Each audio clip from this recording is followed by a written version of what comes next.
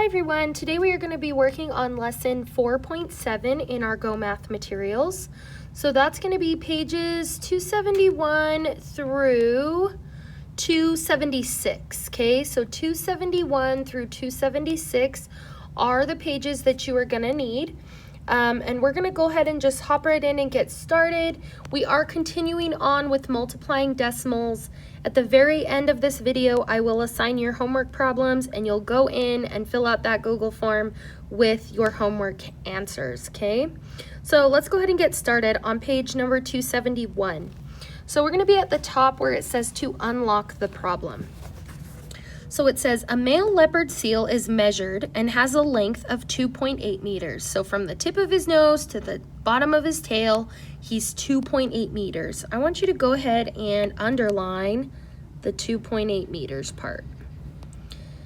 A male elephant seal, okay, so this is a little different, is about 1.5 times as long, okay? So I want you to underline 1.5 times as long. What length is the male elephant seal? So whenever you see 1.5 times, you see the word times there, we know it's going to be bigger. So an elephant seal is larger than, bigger than, longer than a leopard seal, okay? All right, so it says one way is to use place value. So number one, multiply as with whole numbers, okay? So we can look at that. We can look at step 2 where it says to place the decimal point. It says to place the decimal point so that the value of the decimal is in the hundredths position. So you're going to go ahead and write hundredths. And I don't know why they don't give you more room, but they don't. And then over here, we're going to go ahead and solve it. Okay, so in this area right here is where we're going to actually do the solving. So they've set it up for us because we know, based off of this information right here, that we're multiplying 1.5 by 2.8, okay? So over here, they've written 2.8 multiplied by 1.5. They put 1.5 on top because it's, 2.8 on top because it's the bigger one, bigger of the two measurements. Okay, so let's go ahead and multiply. 5 times 8 is 40, carry the 4. 5 times 2 is 10, plus 4 more is 14. Cross out everything we've used. So we've used the 4, we've used the 5. Now that we're not working in the ones place, we have to use 0 as a placeholder, and we do the rest of our multiplication. 1 times 8 is 8, 1 times 2 is 2, and we add those together. We have 0, 4 plus 8 is 12, 2, 3, and 4, okay? So 4, 2, 0. But we now have to place our decimal point 1, 2 spots. 1, 2. So the length of the male elephant seal is about 4.20 meters. Okay, that's about 1.5 times the length of the leopard seal. All right, we're going to go ahead and go to the next page, which is page number 272. Get my pens ready here. Okay, all right, page 272. So I want to look at this one up here at the top that says another way first. Okay, and it says that you can use estimation use an estimate, I'm losing my words here, to place the decimal point in a product. So the product is just the answer to a multiplication problem. Okay, so we're going to look at this. Step 1, estimate by rounding each factor to the nearest whole number. So we have a factor of 7.8 and 3.12.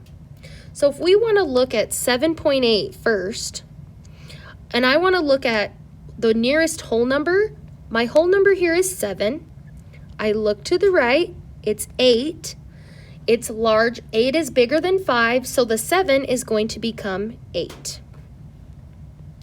And we're going to do the same thing for 3.12.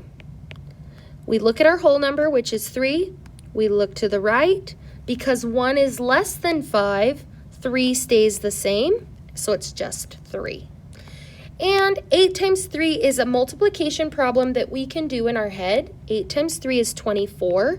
So we know that Our estimate of 24 is going to be about, sorry, let's wait for that bell to ring, about what our answer is going to be, okay? Another way we can do it is we can just stack these as whole numbers. So we can take 312 and multiply it by 78. That's like 3.12 times 7.8. We can do the multiplication and then place our decimal point. Or we can just go ahead and do this problem. We're going to work on this problem right here. And I'm going to show you the standard algorithm, which we also did yesterday. So 8 times 2 is 16, carry the 1. 8 times 1 is 8, plus 1 more is 9. And 8 times 3 is 24. Cross out everything we've used. Since we are not working in the ones place, we're going to use a 0 as a placeholder. 7 times 2 is 14, carry the 1. 7 times 1 is 7, plus 1 more is 8. And 7 times 3 is 21. And we add those together. 6 plus 0 is 6, 9, 10, 11, 12, 13, carry the 1. 8 plus 4 is 12, plus 1 more is 13, carry the 1. 2, 3, and 4, and 2. Now we just need to know where to place our decimal point. I'm going to use red, and we know we have to go 1, 2, 3 places. 1, 2, 3 places.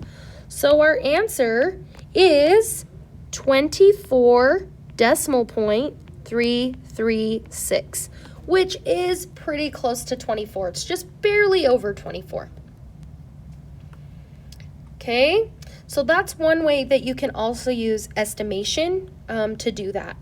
All right, we're going to look at a few of these down here where it says to share and show. There's a couple of like estimations that they have you doing, but there's also some just find the products, and that's the one I want to start with.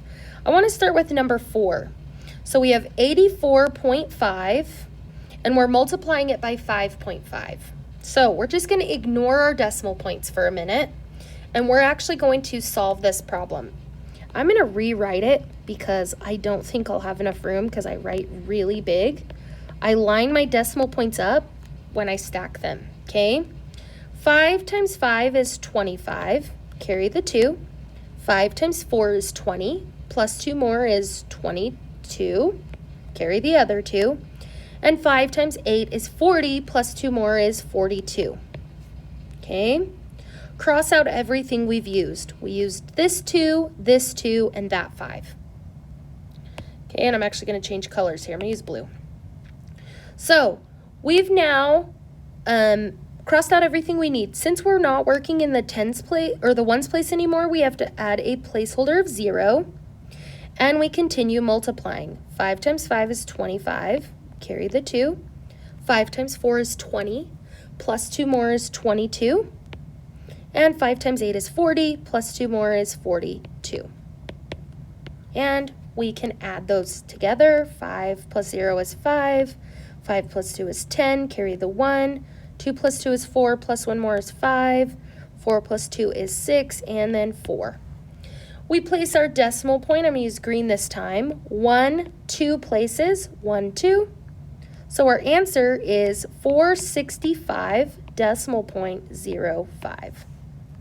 Okay, when we stack our problems, make sure you always line up the decimal point. All right, we're going to look at page number 273 now. Okay, page 273. All right, I want to look at a few of these problems so we can, we're going to solve one more together, and then I'm going to look at 12 through 19 and show you how you need to stack them, because you're going to want to stack those, okay?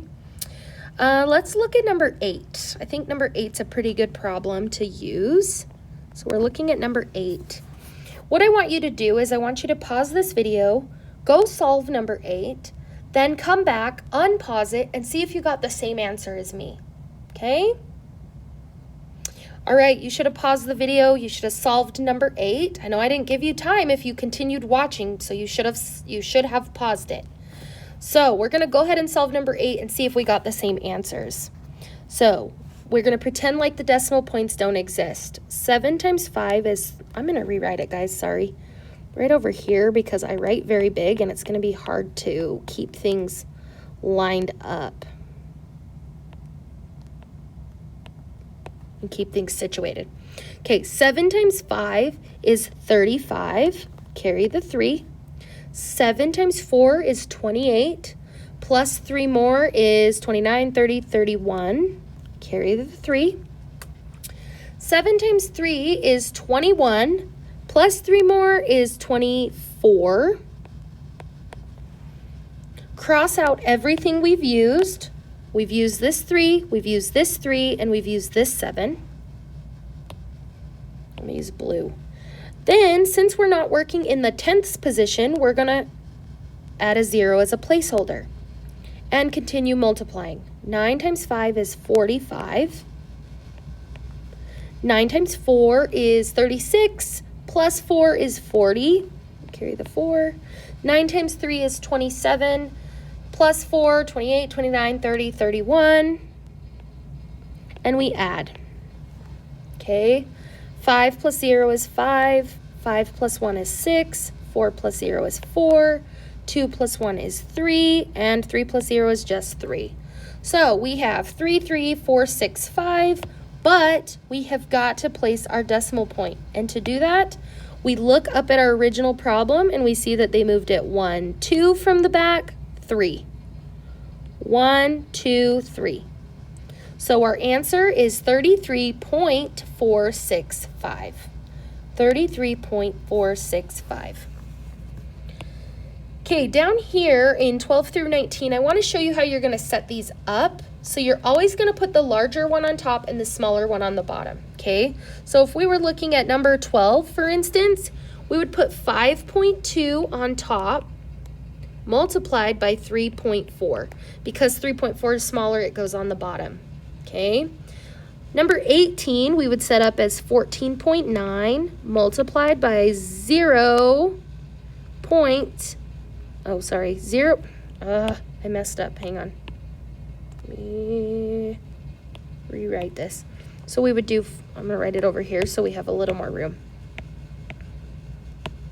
Okay, 14.9 on top, multiplied, whoops, that pen's not working very good. There we go.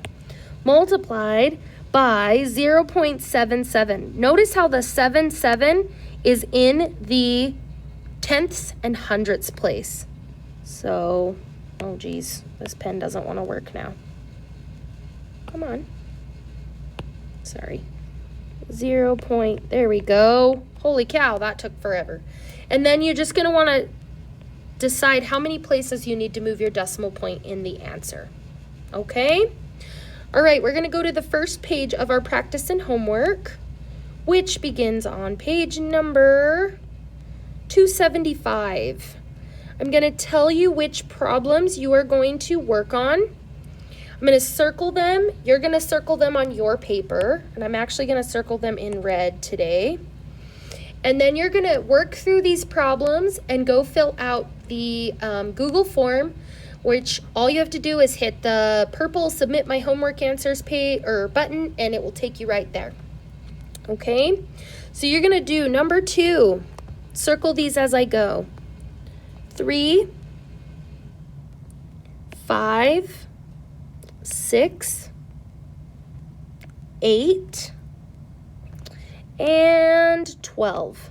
Okay, so on this page, page 270, what is this? 275, you're doing numbers 2, 3, 5, 6, 8, and 12. Then on page 276, which I'm gonna flip to right now. On page 276, you are working on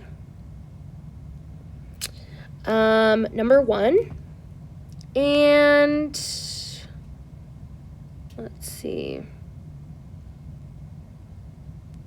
and 4. I want you to work on number 1 and 4 on page 276.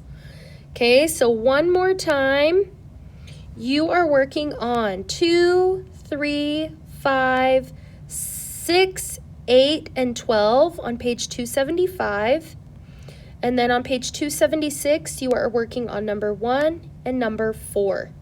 Okay, once you have filled out, or once you've worked through these problems, there's 2, 4, 6, 8 of them. Once you've worked on these 8 problems, you'll go back to our classwork page, you'll click on the purple Submit My Homework Answers button, and you will submit your answers. That's how I know that you've done the work for today.